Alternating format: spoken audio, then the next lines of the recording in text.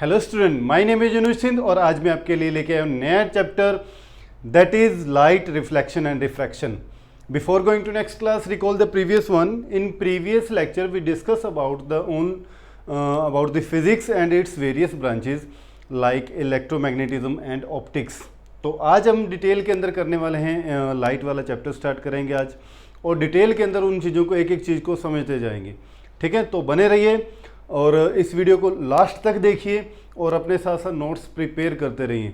ठीक है, जितनी भी चीज़ें आपको आज मैं बोर्ड के ऊपर करवाने वाला हूँ सेम चीज़ें और कई बातें मैं आपको ओरली यहाँ पर समझाऊंगा.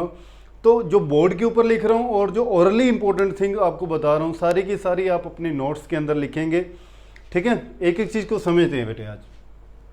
तो प्रीवियस लेक्चर के अंदर मैंने आपको बताया था ऑप्टिक्स के बारे में. फिजिक्स की एक ब्रांच थी दैट इज ऑप्टिक्स.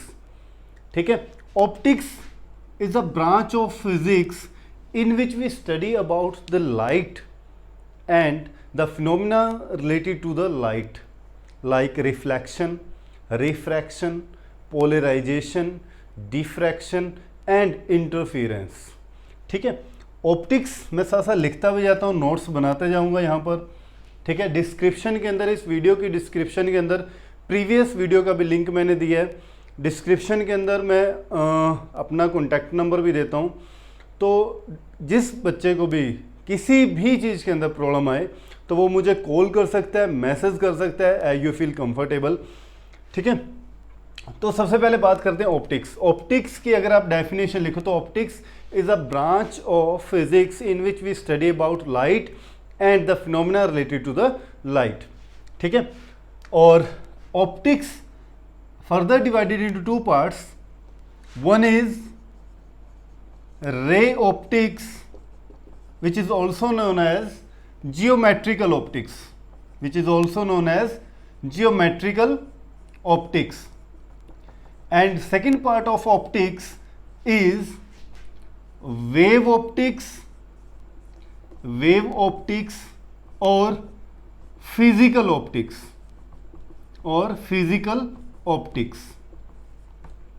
ठीक है, तो प्रीवियस लेक्चर के अंदर मैंने आपको ऑप्टिक्स के बारे में बताया था.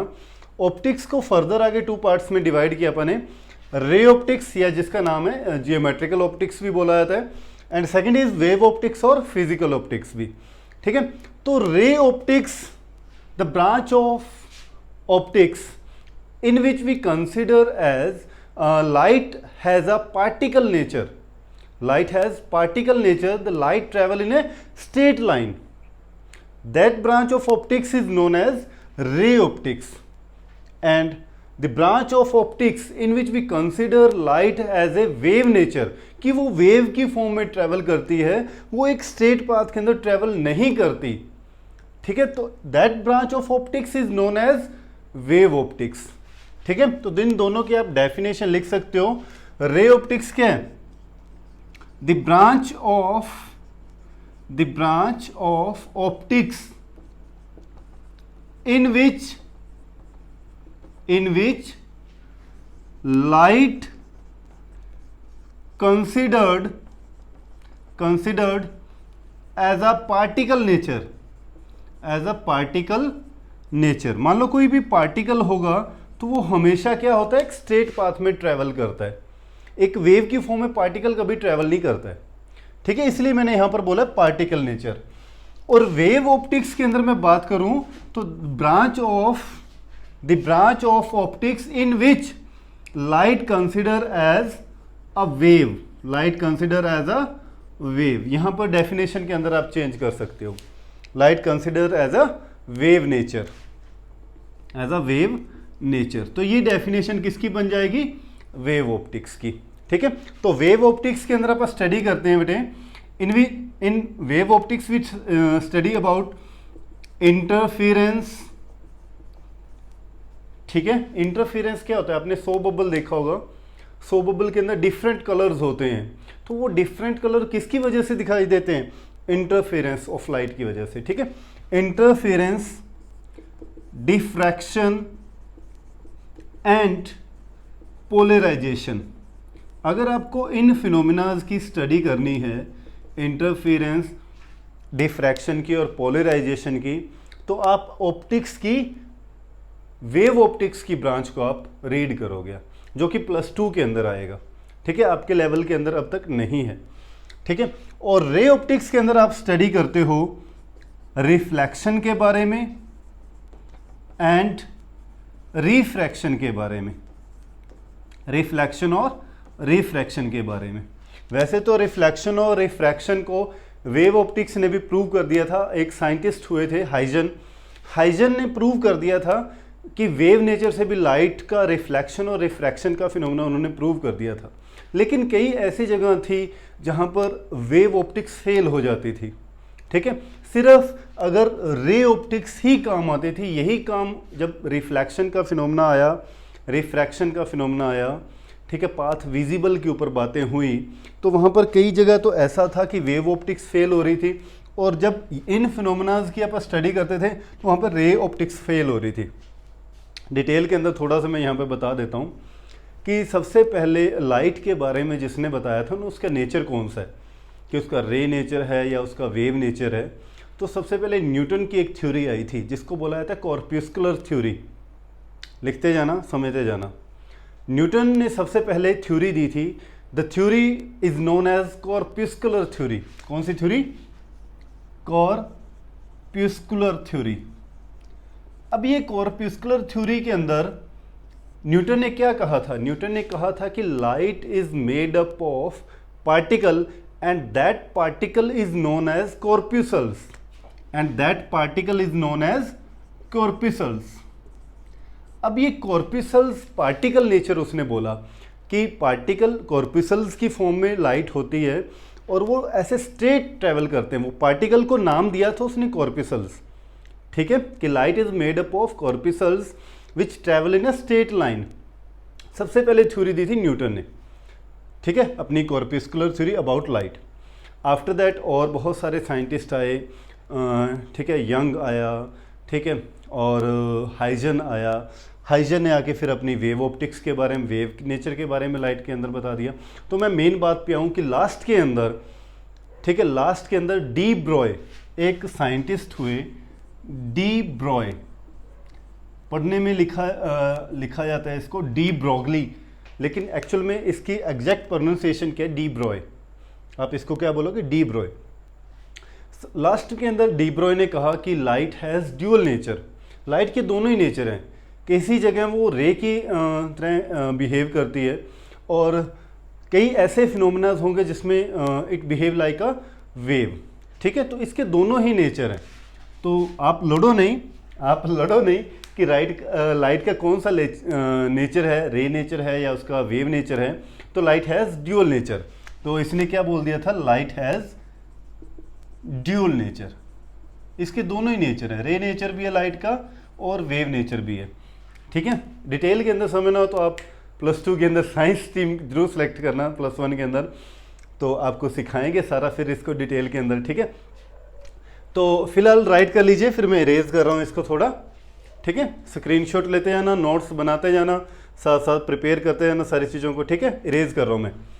अच्छा, इसके बाद क्या बात करते हैं हम कि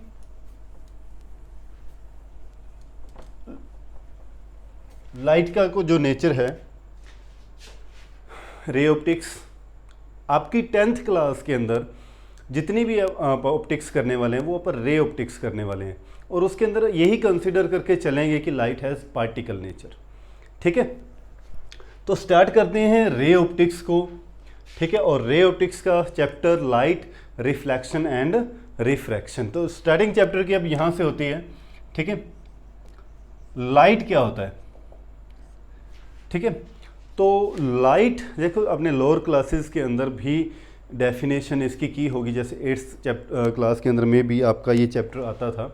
ठीक है, आपने वहाँ पर एक डेफिनेशन करी थी, light is a form of energy. Light is a form of energy which enable us to see everything, which enable us to see everything.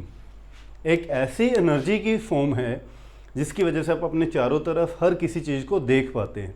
उस एनर्जी को क्या बोलते हैं? लाइट बोलते हैं। ठीक है, ऐसी ही एक और मॉडिफाइड डेफिनेशन जो आज के टाइम के अंदर चलती है, ठीक है, जो आगे आप हायर क्लासेस के अंदर ये डेफिनेशन नहीं पढ़ने वाले हो। ठीक है, तो आप क्या पढ़ने वाले हो, आप इसकी एक और डेफिनेशन भी दे सकते हो। Light is a electromagnetic wave. Electromagnetic wave. Light is a electromagnetic wave which produce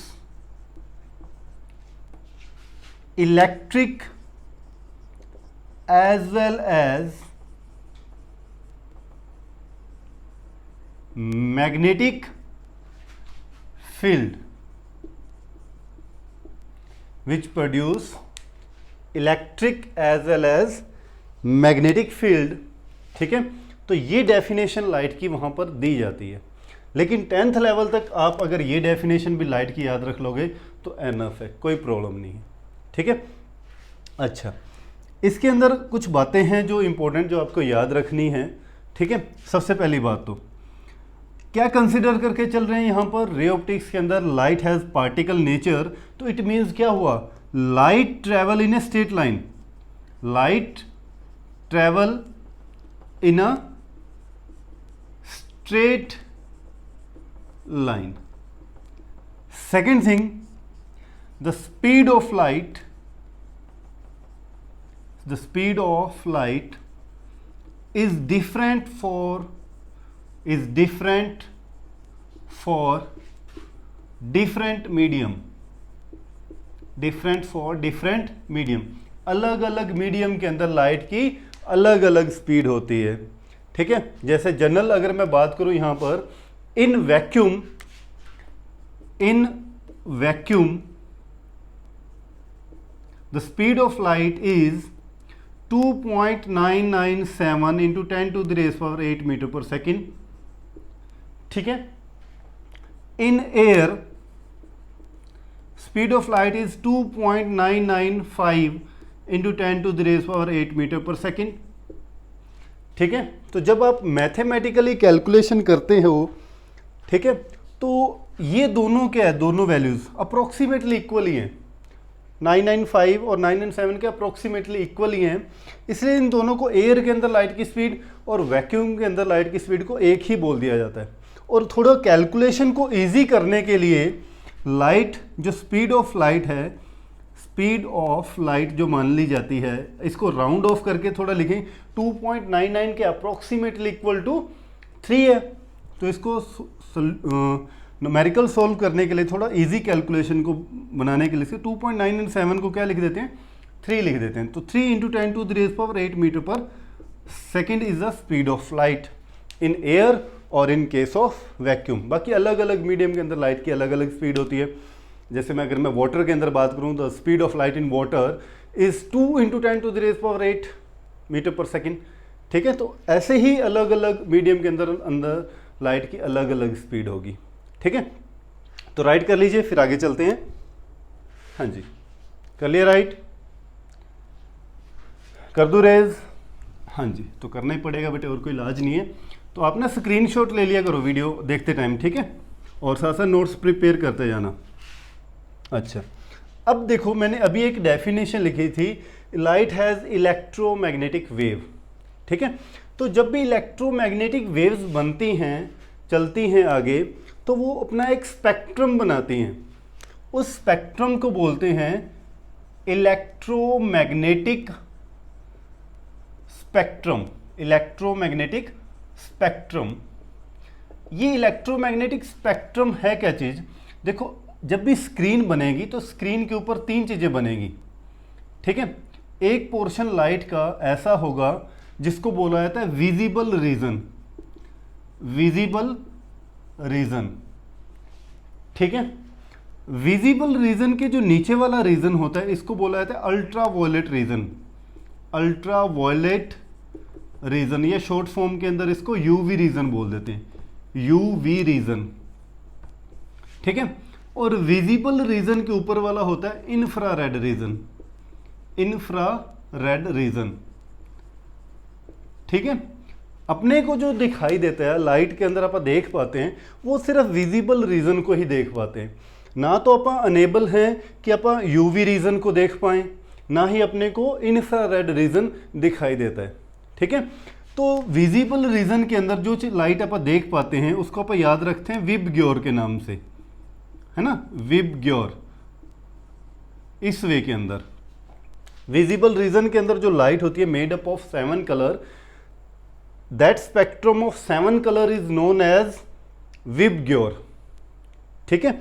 अच्छा, अब विबग्योर के ना तो अपन नीचे वाले लाइट को देख पाएंगे, जैसे होती है एक्स रेज होती हैं, गामा रेज होती हैं, they belongs to the UV region. X rays और गामा रेज ये यूवी रीजन से बिलोंग करते हैं, इसलिए अपन इनको देख ही नहीं पाते हैं, ठीक है।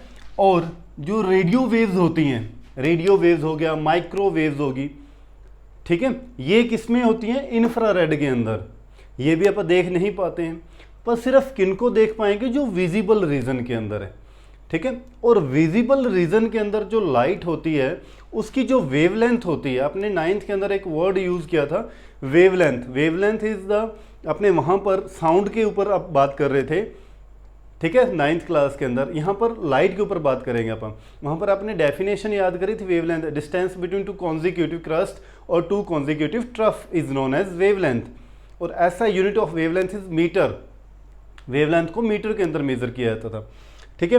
अब यहाँ पर वेवलेंथ जो लाइट की रहती है वो बहुत कम होती है, ठीक है। देखो नैनोमीटर के अंदर भी मेजर करते हैं, और एक यूनिट होता है एंगस्ट्रॉम, ठीक है। द वेवलेंथ ऑफ लाइट, कौन सी लाइट की मैं बात कर रहा हूं, विजिबल लाइट की, ठीक है, इज 4000 एंगस्ट्रॉम टू 7000 एंगस्ट्रॉम। इसको, ये सिंबल क्या होता है, इसको बोला जाता है एंगस्ट्रॉम, एंगस्ट्रॉम, ठीक है। Angstrom is the unit to measure the wavelength of light, ठीक है। ये लाइट को मेजर करने का, जैसे आप टाइम को मेजर करते हो ना सेकंड के अंदर, मास को मेजर करते हैं किलोग्राम के अंदर, ऐसे ही वेवलेंथ ऑफ लाइट को मेजर करते हैं एंगस्ट्रॉम के अंदर, ठीक है। तो लाइट की जो वेवलेंथ होती है विजिबल रीजन की, वो होती है 4000 एंगस्ट्रॉम टू 7000 एंगस्ट्रॉम। 4000 एंगस्ट्रॉम होती है वॉयलेट की, 4000 एंगस्ट्रॉम। कई बुक्स के अंदर इनको नैनोमीटर के अंदर भी दिया हुआ है, ठीक है। नैनोमीटर के अंदर जो वैल्यू है ना वो एग्जैक्ट नहीं है, अलग अलग बुक्स के अंदर इसकी अलग अलग वैल्यू दी हुई है। किसी बुक ने तो इसको 360 नैनोमीटर से लेके 700 नैनोमीटर तक इसकी वैल्यू दी हुई है विजिबल रीजन की। कई बुक्स ने इसको 300 नैनोमीटर से लेके 760 नैनोमीटर तक भी दिया हुआ है, ठीक है। कई बुक्स ने इसको 400 नैनोमीटर से 800 नैनोमीटर के अप्रोक्स भी दिया हुआ है। तो एग्जैक्ट वैल्यू नहीं है यहाँ पर, तो आप कंफ्यूज ना हो जाओ, इसलिए मैंने एंगस्ट्रॉम के अंदर वैल्यू बता दी आपको, ठीक है। तो आप ये याद रख सकते हो कि जो लाइट, विजिबल लाइट है, उसकी वेवलेंथ वेरी करती है फ्रॉम 4000 एंगस्ट्रॉम टू 7000 एंगस्ट्रॉम।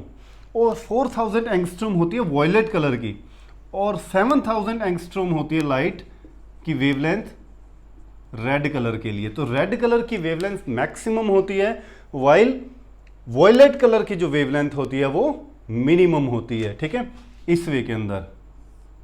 तो ये पॉइंट आप लिख लेना, याद रखना, ठीक है। Red colour has maximum wavelength, red colour has maximum wavelength, while violet has minimum wavelength, ठीक है। ये पॉइंट याद रखना, मैं आगे यूज करने वाला हूं इस पॉइंट को, ठीक है, कि किसकी मैक्सिमम वेवलेंथ होगी और मैक्सिमम वेवलेंथ होने से क्या इफेक्ट पड़ेंगे, आगे यूज होंगे, ये ध्यान रखना इस बात को, ठीक है। तो ये चीजें राइट कर लीजिए बेटे, फिर आते हैं नेक्स्ट आगे, ठीक है। 7000 से ऊपर वाला जितना भी रीजन है ना, ये इंफ्रारेड है, और 4000 एंगस्ट्रॉम के नीचे है वो अपना यूवी रीजन है। ठीक है, हाँ जी। अब बात करते हैं यहाँ पर टॉपिक पे ऊपर वापस आते हैं। ठीक है, अभी तक चैप्टर स्टार्ट नहीं हुआ है, तो कई बच्चे तो कहेंगे सर अभी तक तो चैप्टर स्टार्ट ही नहीं हुआ है, तो अब करते हैं चैप्टर स्टार्ट। ठीक है, तो हाँ देखिए, अब बताने को तो और भी बहुत सारी बातें हैं यहाँ पर, लेकिन फिर कई बच्चे, अब क्लास के अंदर हर बच्चे का लेवल एक जैसा नहीं होता है ना, तो फिर कहेंगे सर आप प्लीज़ हमें सिलेबस के बारे में बताइए, एक्स्ट्रा कुछ मत बताइए, ऊपर से निकल रहे सर हमारे, तो है ना। तो ऐसा नहीं होगा, दोनों ही बातें चलेंगी। कंपटीशन की भी आपको तैयारी करवाते रहेंगे बेटे साथ में, क्योंकि ये जो बातें मैंने आपको बताई है ना, ये कंपटीशन लेवल की है। ठीक है, तो ध्यान रखना एक एक चीज़ को। जैसा मैंने आपको पहले फर्स्ट वीडियो के अंदर भी बताया था कि अगर आप मेरे लेक्चर को सुन रहे हो, नोट्स बना रहे, तो आप किसी भी कंपटीशन एग्ज़ाम के अंदर बैठो, फिज़िक्स के अंदर बेटे आप कभी भी मार नहीं खाओगे, बाकियों का मुझे पता नहीं। ठीक है, तो एक एक चीज़ को समझते जाना। हाँ जी, अब बात करते हैं यहाँ पर रे ऑफ लाइट क्या होता है। ये छोटे छोटे पॉइंट हैं जो आपको पता होना चाहिए। ठीक है, रे ऑफ लाइट, मैंने डेफिनेशन दी थी अभी एक, कि light is a form of energy. अच्छा, अब एनर्जी ट्रैवल भी करेगी, तो जिस पाथ के अंदर बेटे वो एनर्जी ट्रैवल करेगी, that path is known as ray of light. देखो ये एक पाथ है, इस पाथ के अंदर क्या हो रहा है, एनर्जी ट्रैवल कर रही है, एक स्ट्रेट लाइन है। ठीक है, that path of ray light is known as ray of light. ठीक है, तो आप डेफिनेशन इसकी क्या लिखोगे, the path in which energy travel in a straight line, in a straight line, that path is known as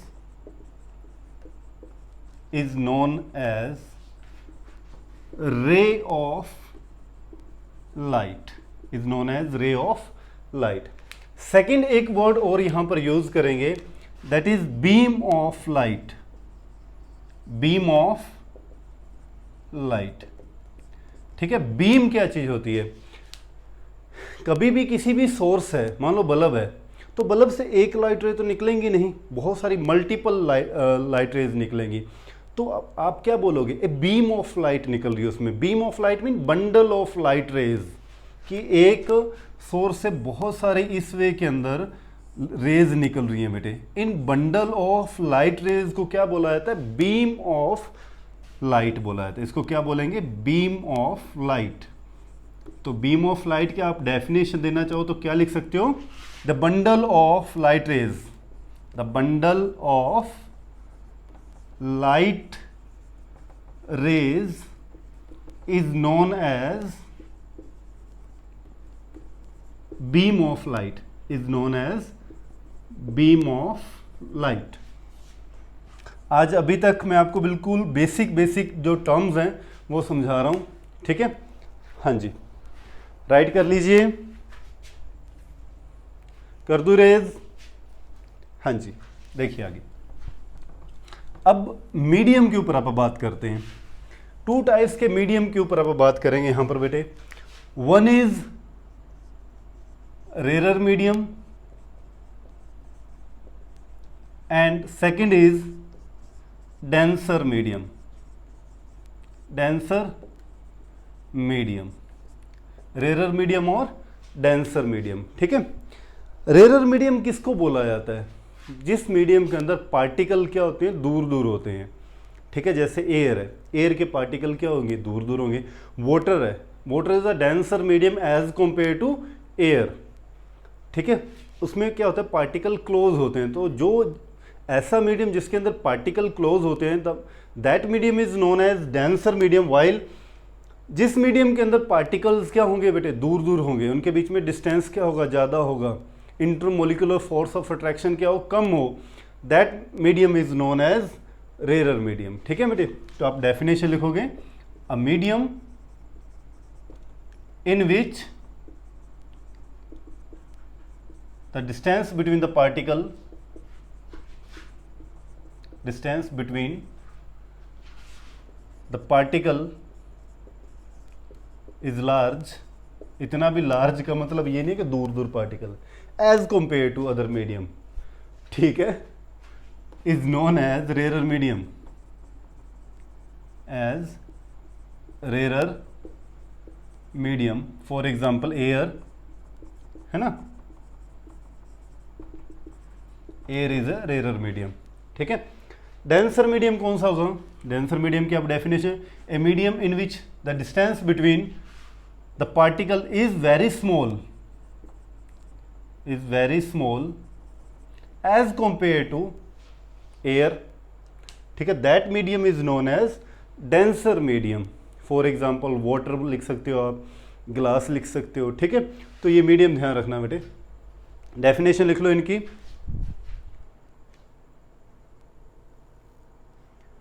लिख ली? हाँ जी, erase कर दूं?